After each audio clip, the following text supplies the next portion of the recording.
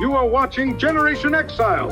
I made a note when we were talking about, cable and HBO, because, you saw things on HBO in the 80s that you couldn't see elsewhere on TV.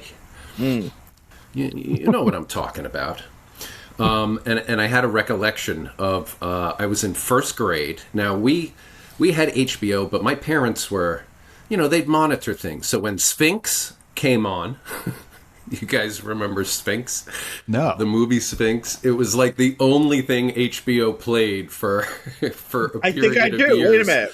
Along with Who was in it? Beastmaster. Oh, yeah, dude. Now you're talking my language. But wait, Sphinx. Who was in that movie? I definitely saw it. I don't really remember. I never even liked the movie, but the Was it British people in pith hats, that kind of thing? Yeah, I think so. Yeah, okay. I think so. We'll have to put a pin in that and come back to these HBO movies from the earliest days of home box office. But so my access to HBO was pretty limited at that time around first grade. We had one cable box in the house in the master bedroom, and so how much could a first grader like myself consume? Well, good thing I was besties with James at the time, if you remember him from high school. I remember that name. Though Not I so think, fondly. No, you might think us a rather unlikely pair, and indeed we were. But I do have some fond memories of our friendship then, not the least of which was...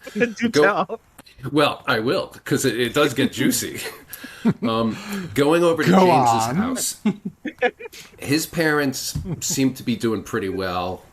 From my recollections, they had a boat, and they had a nice house in Dix Hills, and they had all the cable, like all of it, just full spigot of whatever you could buy at the time.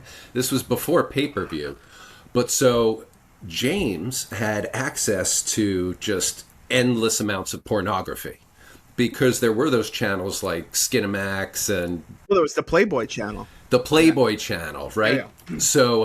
So James flips this on like it's nothing, right? And I'm like, oh my God. And he's like, oh, you really like this stuff, Mike, huh?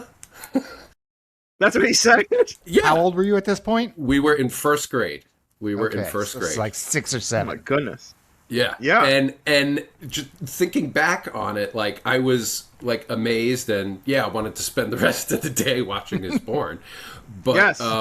He was totally like desensitized to it. Like it wasn't interesting. Maybe it wasn't interesting for him then at all, or just he had such ready access to it. Things you have ready access to, you're not really that crazy about.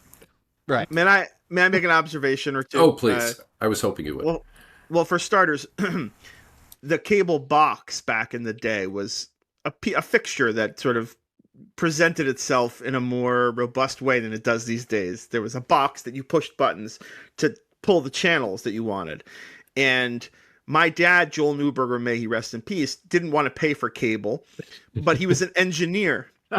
And he and his engineering friends knew that if you went to the green box outside the house, unscrewed the lid, you could do something, and it would unscramble the channels that they were scrambling that you couldn't see. So in the old days, if you wanted to push channel 37, which was the Playboy channel, you would push the 3 and the 7 at the same time. That was how you would get the Playboy channel, but it would be scrambled. So you would see like half a boob, right. half a penis. Occasional black and white hairy bush. Yes. It was like Picasso sex.